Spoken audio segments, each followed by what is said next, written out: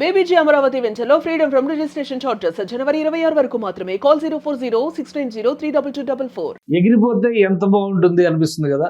So ఎగిరిపోవడానికి కావాల్సినటువంటి వనరుల్ని సమకూర్చే పనిలో ఆంధ్రప్రదేశ్ ఒక అడుగు ముందుకు వేసింది. సరళ ఏవియేషన్ సంస్థతో సిఐఐ సమ్మిట్, విశాఖలో జరిగినటువంటి సిఐఐ సమ్మిట్ లో ఒక ఒప్పందం జరిగింది. అది ఇప్పుడు కార్యరూపం దాల్చబోతుంది.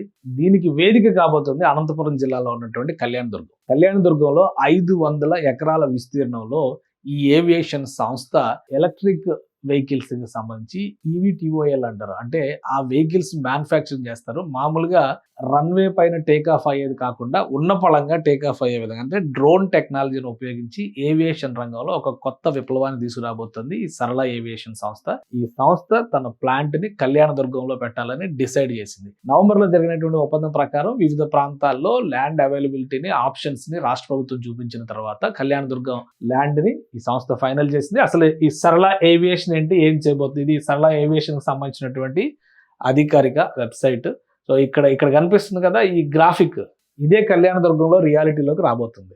సో ఈ విధంగా ఒక పెద్ద ప్లాంట్ ఏడాదికి 1000 విమానాలను, ఈ టేక్ ఆఫ్ వెహికల్స్ ని తయారు చేసేటువంటి వ్యవస్థని రూపొందించే దిశగా ఈ సంస్థ అడుగులు వేస్తోంది. సరళ aviation to establish the world's biggest sky factory in Andhra Pradesh. World's biggest sky factory కాబోతుంది. ఇది 500 ఎకరాల్లో ప్రభుత్వం భూమిని శాంక్షన్ చేసింది. ముందుగా 150 ఎకరాల్లో 330 కోట్ల రూపాయల పెట్టుబడితో ప్లాంట్ ని, మ్యానుఫ్యాక్చరింగ్ యూనిట్ ని స్థాపిస్తారు. తర్వాత మొత్తం 1300 కోట్ల రూపాయల పెట్టుబడితో దీన్ని మొత్తాన్ని కూడా విస్తరిస్తారు. 2 కిలోమీటర్ల రన్వే ఉంటుంది. దీనికి కావాల్సినటువంటి పైలట్ ట్రైనింగ్, అంటే టేక్ ఆఫ్ అనేది రన్వే మీద వెళుతూ వెళ్లే ట్రైనింగ్ కాకుండా ఇలా light direct vertical take off అంటారు. వర్టికల్ టేక్ ఆఫ్ చేసే విధంగా పైలట్ ట్రైనింగ్ కూడా డిఫరెంట్ గా ఉంటుంది. సో దానికి కావాల్సినటువంటి రిపేరింగ్, మ్యానుఫ్యాక్చరింగ్ సిస్టమ్స్ అన్నిటిని కూడా ఇక్కడే డెవలప్ చేయబోతున్నారు. Initial investment of 1300 crores to create a 500 acres giga campus for EVTOL. అంటే EVTOL అంటే వర్టికల్ టేక్ ఆఫ్ వెహికల్స్ అన్నమాట. Vertical take off and landing. So దానికి సంబంధించినటువంటి మ్యానుఫ్యాక్చరింగ్ సిస్టమ్స్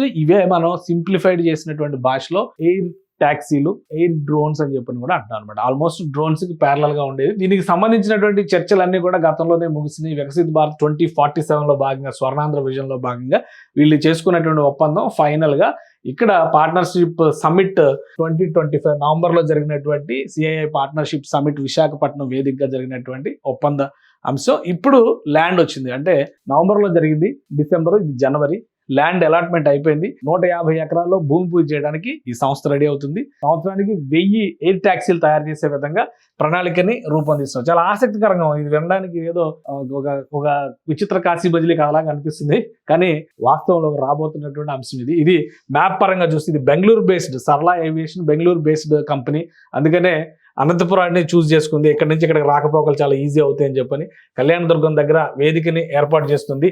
దీనికి కావాల్సినటువంటి అధికారిక ప్రకటనలు కూడా గతంలో ఈ సంస్థకి చాలా ట్రాక్ రికార్డ్ ఉంది. సరళ ఏవియేషన్ ప్రైవేట్ రంగంలో, మన దేశంలో ముఖ్యంగా విమానయాన రంగంలో, అంటే ముఖ్యంగా డ్రోన్ టెక్నాలజీ డెవలప్మెంట్ లో చాలా ప్రత్యేకతను సాధిస్తుంది. Building flying taxis as a mass mobility solution for India. దీన్ని ఎట్లా అనేది చూడండి, ఈ విజువల్స్ చూస్తే కూడా మనకు అర్థం అవుతుంది. దీంతో పాటు ఈ వెబ్సైట్ లో ఇచ్చినటువంటి అధికారిక హింట్స్ కొన్ని చూస్తే కూడా మీకు అట్రాక్టివ్ అంశాలు, అంటే ఒక రహదారిలో ట్రాఫిక్ లోడింగ్, మనం ఇక్కడ నుంచి ఎగిరిపోతే ఎలా ఉంటుంది అని చెప్పడానికి లోడింగ్ అన్నమాట. శూన్య పేరుతో తీసుకొచ్చినటువంటి వెహికల్ ని వీళ్ళు డిజైన్ చేశారు. ఈ వెహికల్ రూపురేఖలు ఎలా ఉంటాయి, ఈవెన్ పెద్ద బిల్డింగ్లు టెర్రస్ పైన కూడా డైరెక్ట్ గా ల్యాండ్ అవడానికి అవకాశం ఉంటుంది. కనీసం 8 నుంచి 6 నుంచి 10 మంది లేదా 12 మందిని క్యారీ చేసే విధంగా ఈ వెహికల్స్ ని డిజైన్ చేస్తున్నారు. వాటి ప్రోటోటైప్స్ ని ఆల్రెడీ టెస్ట్ చేశారు, ప్రయోగించారు, చూసారా రెక్కలున్న విమానాల్లా కాకుండా చక్రాలు తిరిగేటువంటి డ్రోన్ లాగా వీటిని తయారు చేస్తున్నారు. సో ఇవి వెళ్ళేటువంటి యాంగిల్స్ కానీ, ఇవి ల్యాండ్ అయ్యేటువంటి విధానం కానీ, టేక్ ఆఫ్ అవసరం లేదు, అంటే ల్యాండింగ్ కోసం